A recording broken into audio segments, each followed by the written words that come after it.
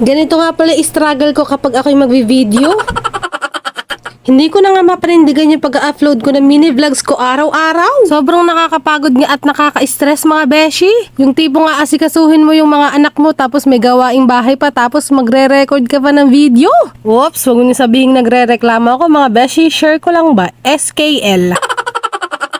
Anyway, dito nga pala kami nagpunta sa center ng barangay namin para bakunahan ng baby Kenzo. Simula nga nung naging nanay ako mga beshi, parang gusto ko lagi nililibre. Nung dati nga wala pa akong anak, dalagita pa ako mga beshi, ay ayaw na ayaw kong nagpapalibre.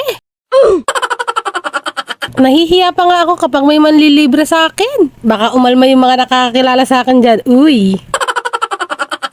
Kararating lang din naman namin mga beshi ay agad na sinalang ang baby Kenzo. Baka pilahin niya yung braso niya. Sige, ma'am. Tapos anak, tapos na. Tapos na. Di, ma'am. Misal dito. Pagkatapos nga maturukan ng baby Kenzo ko, ay umuwi na rin kami. Sad face pa, awa effect pa nga ang mukha ng baby, oh. Kawawa naman. Binilan ko nga sila ng saging para naman maibsan ang sakit na nararamdaman ng anak ko. Pinapatawa ko nga yung dalawa at nag-uunggoy-ungguyan nga kami. Tawang-tawa nga ang baby Kenzo pero hindi niya alam ay baboy nga ang karakter ko. Ito naman si Kuya Kal, hindi ko alam kung nagkakamot o kinakatok may ulo. Pagka nga naman talaga may anak kang ogso, oh.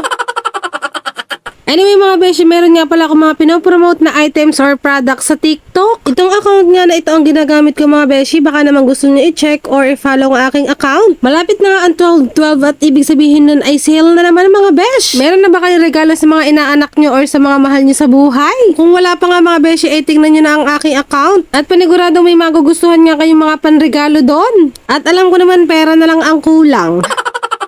Ilalagay ko na nga lang sa comment section ang link ng TikTok ko mga beshi. Yun lang, maraming salamat!